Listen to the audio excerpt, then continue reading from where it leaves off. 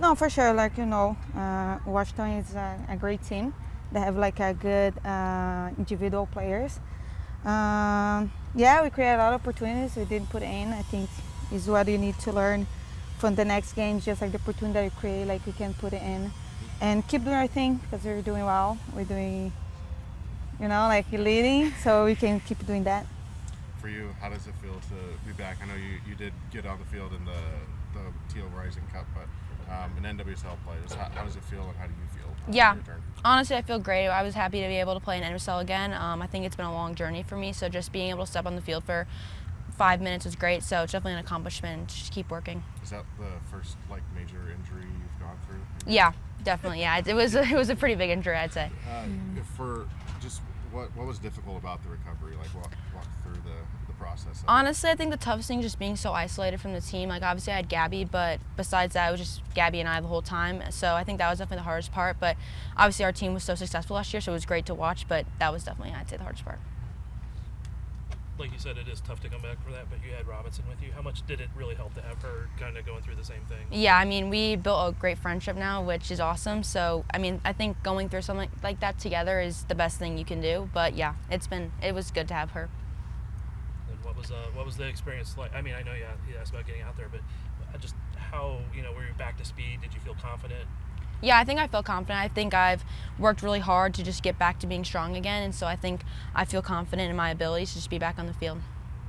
How much did your time with the second team help you feel confident to get back? Yeah, I think I spent the whole summer getting minutes with them, so I was really grateful to just get minutes under my belt. Obviously, it's a little bit different than playing with my team, but I was grateful to have that opportunity just to get fit again. It looks like it's potentially going to be 2 home playoff matches for you all. Deb, what does that bring, that advantage of playing these type of matches at CPKC Stadium? Well, like the energy is crazy. Like playing in front of our fans and at home is like I can imagine like for the other teams how hard it is to come and play against us. And like I said, we're doing well. So like if we put our best performance and put in the opportunity that we create, like we're gonna be successful. Last one for me. You and Bia just really seeming to connect. There's that intuition, that instinct between the both of you. She's gotten robbed 2 games in a row now by a defender on the goal line. How do you help her stay focused and how do you help her stay positive? I think talk a lot to each other, like and on and off the field. We know each other very well. Like we play with the national team for a little bit, and I think is like of course like and all the players like around us like make it easy for us. So like just like keep pushing each other and like talk a lot in the game. Deb, I think this is the first chance really this week to clinch the Shield, depending on how Washington does on Thursday. But have you discussed it all about being able to take that next step, one of your goals, cross that off the list? Oh yeah, for sure. We have talked a lot. Like we have one more box to check, and we need to put all our game on the field and do our best. And hopefully Saturday we're gonna check that box. And Seattle, one of the 2 teams that was able to beat you guys this year. So are you have you been looking forward to that rematch? Oh yeah, for sure. we are focusing that, and of course like we wanna win. And like I said, we have everything to do that, so we're gonna go. I was going to ask about that second, like if you getting that second home playoff game. Last year you experienced playing that semifinal in Orlando, being able to have like guaranteed that if you guys win that first matchup, the next one's on your home field. How much of a difference did that make playing that game on the road, and how does that make it so important to have that one at home? I think like helps a lot. Like I said, like playing in front of our fan. Like the fans like push us like the beginning to the end of the game. So I think like that's gonna help us a lot. And like I said, this is a different team, like mentally for sure. And of course, like we're doing so well, like we're being so successful. So I don't see like a different way that was like machine and like going forward. I wanted to ask you a kind of a big picture question. I'm working on a project with the Men's World Cup coming next year. There's going to be a lot of people coming to Kansas City from around the world that don't know about the soccer culture here. And I'm hoping to tell the story of what the KC Current means to the culture of soccer worldwide. As a person who's been around the world, what would you tell people about that? Well, first when I got here, I got so surprised. Like this sport here is huge, and seeing like what the fans brings, like for the soccer, women's soccer especially, it's crazy. Like it's insane. So like I just hope people can come here and feel this energy because it's incredible. And the fans being one thing, but the investment that's been put into the facilities here on the women's side is obviously groundbreaking worldwide. How proud are you to be a part of that, and how much do you think what's happening here, will change the world of women's soccer? Well, I hope with different teams I can take what Kansas is doing for the women's soccer and like keep doing the same. And it's crazy. I'm so proud. Like as soon like I got here, like seeing the investment that the team put for the women's soccer, and just like keep like doing this because like I'm sure like different teams gonna keep doing the same and growing more and more. Do you feel like the fact that you guys are having the success you're having and the atmospheres are the way that it's proving to the rest of the world that they should be doing the same thing? Oh yeah, that's for sure. Like we're doing so well, and I'm sure like different teams like is following us. Like different like countries, everybody like talk about Casey Curran. So like yeah, for sure. Awesome. Thank you. Thank you. Not necessarily about this game that we can do that, but we've talked about one box that we haven't checked yet in the regular season, and that's definitely something that we're focused on. In the fashion of dominance that you guys have had this year, I mean, what kind of a statement does that send if you guys do clinch it as early as you guys might? I don't know if it's any statement, and that certainly is fulfilling, and everybody will be happy. But we also know that the job is not going to be done. Yeah, we're going to be very happy, and we're gonna celebrate that moment if that happens, and we're going to move forward probably very quick. Vlatko, Seattle, one of the two teams to actually hand your team a loss this season. Thank you for reminding me. I know that was a while ago. Do you see that in the players, that they look forward to a rematch when they lost the first round, I guess? No one has mentioned it, even though that we all know that that happened, and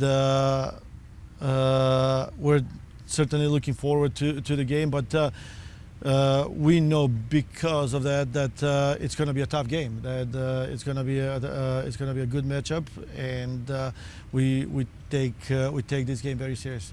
How much has changed since that first matchup to now between both your teams? I mean, I'm sure that the both teams have grown. I can't really tell how much the Reign have changed, but I know that we have evolved. We've gotten better, and in fact, that game helped us a lot grow from the game and become better in the games that followed after that. And ever since, I think that we've shown some good performances. The team still hasn't conceded since the return from the break, and I know you've rotated Lorena and Laurel, but one of the cornerstones back there has been Kayla. Do you think she's kind of gone a little under the radar this season, maybe across the league, for how well she's performed? I mean, at this point, I don't know if she's still going under the radar. She, for a center back that has played every minute and played with 3 different center backs next to her, she has shown game in and game out that she's doing very good. She's performing at top level. And one thing that I've said this before with Kayla that it impresses me the most is that it's not that she's just performing well, but she's performing better every game. So if you look at Kayla, I don't know, 10 games ago, we were so happy with her performances, but then you look at her now, it's at another level. So that's very good. I mean, it's good for her. It's good for the team. We're happy with it, and hopefully we can see even better Kayla going forward. Do you think she's done more than enough to maybe warrant eventually a call-up? I'm sure she's in the conversations, in the talks. I mean, she's definitely one of the best center backs in the league right now. In one of the best form. She's playing at top level. So and on top of that, she's helping the team be successful. Those 10 or what is it, 6 straight shutouts that they don't come by itself. She has a lot to do with it. Coach, I know you train different scenarios often. Last match, obviously you went up a man due to the red It has, but obviously not enough, because I thought that in the moment when we were player up, we actually the performance went down. It's something that I'm not happy with. The team itself, the players are not happy with, and we all owned it. Like there were maybe things that I could have done different. There were things that the players could have done different. But I'm glad that happened this part of the season, because the same situation may occur in the playoffs, and it's something that we definitely need to address and get better at. Yep. And how is just Temwa progressing? She's progressing. She's still not in full training. We're going to see her a little bit of training today, but she's going under different tests every day, and hopefully once she hits the minimum, she'll be able to play. And at this point, still questionable. Can you say what her injury is? She has a little knock on her knee. Is it nice to kind of have the gap that you guys do at the top of the table to not have to rush her back and kind of press her? Yes, 100%. I mean, it would have been really hard, and knowing Temwa, she would probably want to play no matter what, and to have a little bit of a cushion to say, okay, it's okay if we don't do it. It makes the world of difference. I mean, we saw that happen with Lorena against Bay. Happened with Temwa. We've rested Bia, Deb, Ali, and I mean, some of the defenders will probably get a little bit of rest as we go forward too. So midfielders, we saw that with Claire. So it will happen through for the rest of the season. It will happen with different players, and hopefully when we get in the playoff, we're gonna have everyone available at full capacity. Alex said this was her first big injury. How did she impress you during her kind of recovery journey? It's first, it's not an easy journey to go through. It takes a lot of hard work, dedication, commitment, and I thought she did an incredible job. And one thing that she realized is, and we all know that, is going through the process is hard. Getting back now, once you're and getting back into playing is even harder, because for a year she went through such a precise regiment of workouts for hours and hours, but she didn't have to compete with anyone except herself. Now it's all of that plus the competition, which I think she's been handling it very well, and it was great to see her back on the field again, and I'm sure we'll see more of her as we go forward. How much did it help to have the two team to get her some minutes with not her own teammates? What do you mean? Oh, the Casey Curran.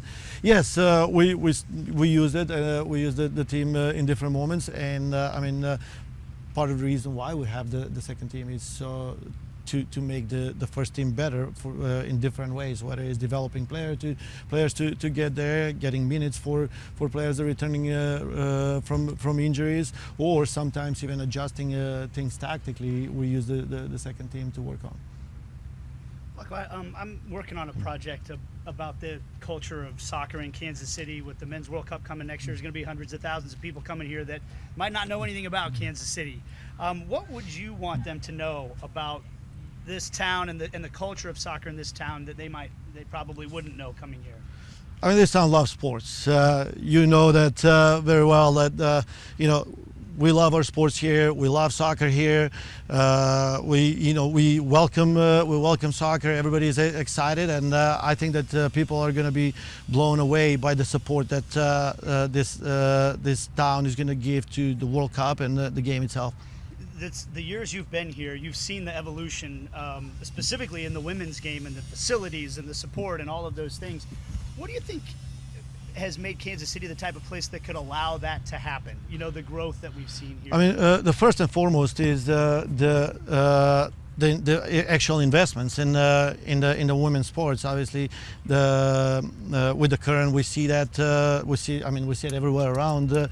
But then it's the support that we have from the community. Like they enjoy it. They're excited about it. They're supporting it.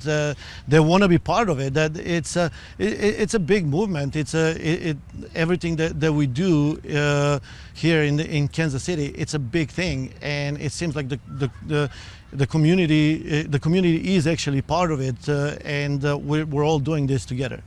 I as a proud born and raised Kansas City guy, I feel like people from places like New York and London and things like that would probably go, Kansas City, that's where they're doing things that nobody else has tried before. Yep. You know, do you take some pride in the fact that that you guys are a part of something that's like, setting a trend for the whole world? Absolutely. I mean, I don't want to say that's one of the motivations or one of the things that we use to motivate ourselves, but we certainly use that to show to work even harder and show people that Kansas City is actually a soccer town. And I know you've touched on this before, but just when you first got here, if you take yourself back, like, what did you think of this place then? And could you have believed then that this would all be here now? Absolutely. Yeah, absolutely not. I mean, I've talked about this not just when I came here, but even in 2012 when the league started, late 2012. It was two different worlds. It was you cannot even compare what we have now, where the league is, where this team is, with Kansas City in the first season, 2013. Like, it's not even comparable. It's not even fair to compare it. Everything that we have here is like science fiction now. Like, literally, it's enjoyable. I'm glad I'm part of this with everyone else in the city together. That we're building something special. Thank you very Yep. much. Thank you.